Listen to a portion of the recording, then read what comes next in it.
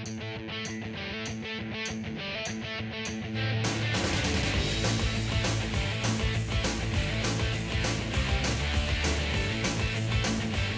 back to the set of The Gloves Are Off. It's time to sound off, and since our champion, ding ding ding, Rod, president of the Lloyd Minor Football Association, won the first ever edition of Who Am I, just blew Brian out of the water. You get a chance to sound off.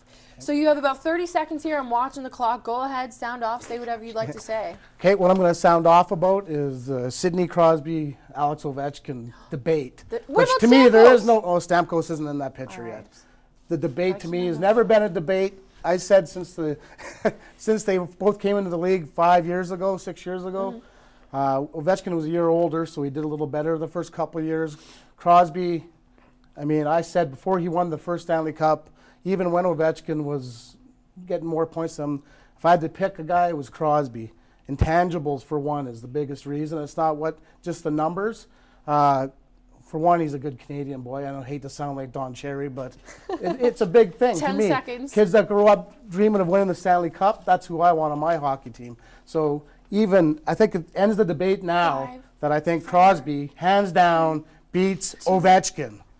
And the finger's going. Fingers going. All right. Well, thank you for your input. That's a good one to sound off about. There's no discussion anymore with that debate. No? Nope. Are you agreeing with the guys? Absolutely, 100%. Really, eh? Did you see his goal last night? I did. Yeah. When the he assistant? handled it with the back skate, it didn't even break stride. You wait. Once I start skating, look out.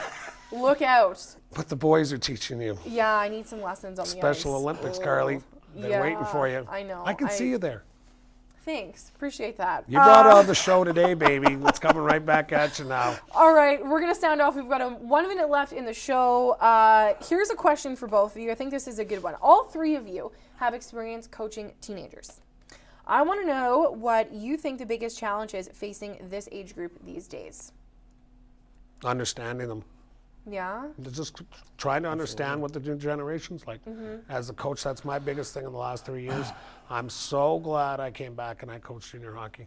And I will have 1 point in that, and you can have the rest of it. Any young coach or anyone who wants to coach and be a professional coach minor, juniors, midget, junior, WHL or Ontario Hockey League, you'll find your way to the National Hockey League, because understanding these kids today is the best thing you can do.